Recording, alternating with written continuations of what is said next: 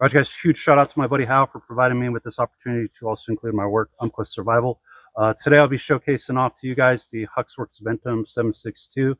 I've been really looking forward to trying out Huxwrx newer cans, being the Ventum and the Flow series, as my only experience so far has been with their older models, the OSS HXQD 556, I believe is what it was called, and I wasn't impressed with that one whatsoever. So can't wait to get into looking at this one and seeing how this one actually performs.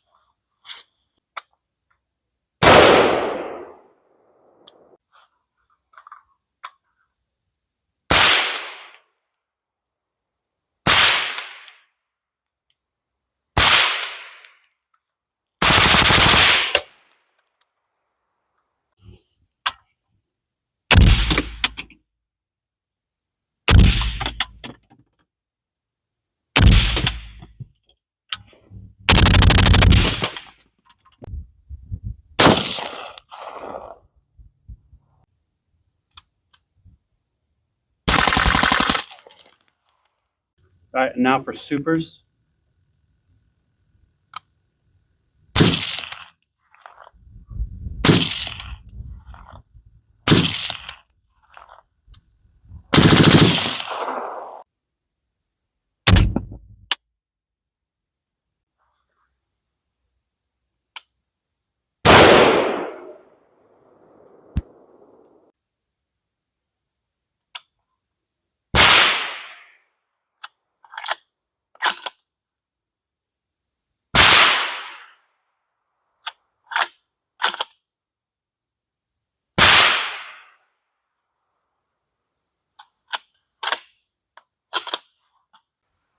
All right, guys, flash test now on the 10.3556.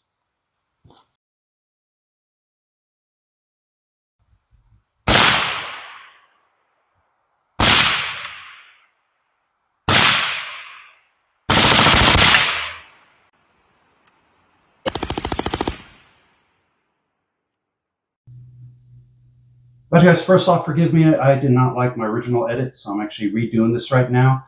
With that being said, I no longer have that particular silencer, as my buddy was bringing it out for me to use. Once again, thanks to Hal. Also, forgive me, man, the lighting is horrible in here right now, especially due to how early it is. It's still kind of dark outside and everything.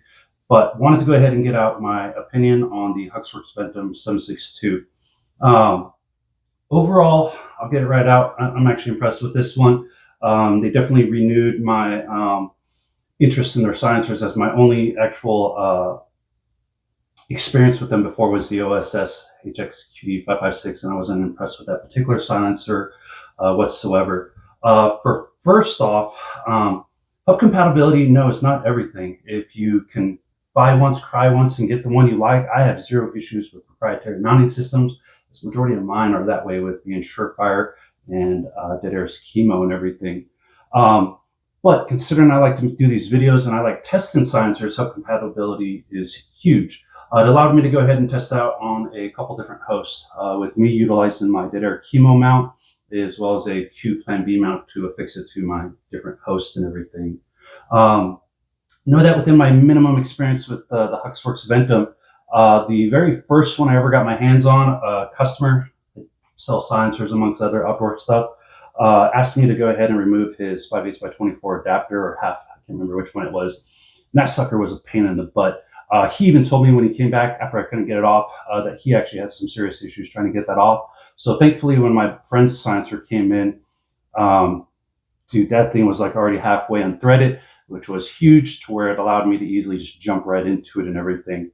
Know that it's a user serviceable can. The front end cap also comes off, and considering my prior experience with how difficult it was, or my attempt was to try to remove the direct thread, I didn't even bother with it. So don't have any insight as far as the user serviceability and the overall appearance once actually disassembled and everything like that, and maintenance and everything. But it's a cool feature that allows you to actually take it completely apart and service your particular silencer. Let's see. So adaptability, serviceability, pretty sweet. So let's go straight into their flow through technology. With my prior experience with that OSS can, amazing. As far as their flow through technology, I think it does an amazing job. It does exactly what it states as far as reducing drastically the actual blowback or the increased cycling rate due to that, to where you don't have to worry about the increased wear and tear on your parts, and as well as drastically reduces, if not eliminates, the amount of gas and everything to your face. With my prior experience with the OSS and also my experience with the Huxwrx Ventum, at no given time did I notice or experience anything of actual gas coming back in my face. After reviewing my footage and everything, out the ejection port and everything, yeah, you can see some gases coming out every now and then. But during the moment and everything, I could never actually see it, sense it, smell it, anything like that, any irritation in the eyes, never experienced any of that. So kudos on them for their flow-through technology. Another thing I noticed with that flow-through technology is I have the access to a full auto lower due to my work. And I noticed with shooting my 5.56 and Threaded Blackout both on full auto that I can actually hear it. While reviewing the footage, I could also see it within the ejection pattern as well, that it did not increase the cyclic rate as all of my other cans that I've experienced with the traditional baffle style styles of cans and everything. So I really do like their actual flow through technology. And also I really have limited experience with that type of technology, as it's just those two OSS Huxwrx cans, and Silencer Co's. I've used their Bellows and Bellows K.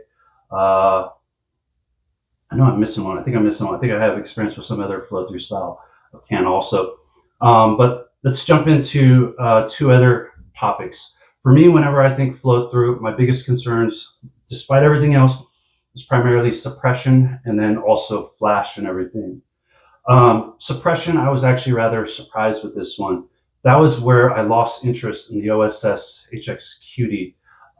They claim all this cleaner, safer experience for you with that decreased cyclic rate, the decreased blowback and everything, which it totally did. But I did not think that that can suppress enough to warrant the price of that particular silencer, where everything that prevents with the adding of a silencer, just take the stupid silencer off and you don't have to worry about any of those issues. But the suppression on that one, I just thought it didn't suppress enough to make it beneficial. Well, with this one, with the Ventum 762, I thought it actually did extremely well. With each host, I also stuck on afterwards a different silencer, so for some on-the-spot comparison and everything, and it did extremely well. I would say that the Ventum was always a touch louder than the other silencers I was comparing it to and everything, but I guess that's with the technology, with everything, with the technology of throwing more of the out the front and everything, that it is also going to increase the noise and everything. So it's suppressed enough, though. It's suppressed enough for me to be happy with the experience of it, and made it, in my opinion, a worthy can, especially if you're wanting something with a reduced blowback and a safer experience of not getting all that gas in your face and everything. So I thought it did pretty good overall on suppression. Getting into flash mitigation. I like duty style hard use cans and everything. All of my silencers, everything I buy primarily, I always take in consideration a two-way range and everything. If I was ever to have to use it in an SHF situation or anything like that, in a survival style situation, I don't want to be giving off my location by a huge fireball coming out the front. So as you already witnessed in the footage and everything, I don't know if there's a flash. I could never see the flash.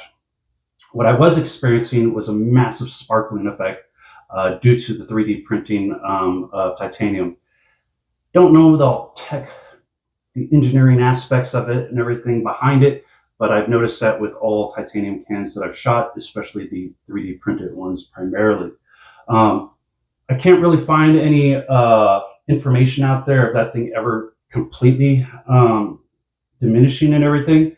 And most recently, with a little short video I put out there, I did have somebody mention he's like over 400 rounds and he's still having it, and everything else I could find, everyone is still experiencing that sparkling effect. So for me, with what I stated, I want it to be capable of being a duty style one and not giving away my location in a low light or no light situation. I'm just not a fan. That's a fail for me.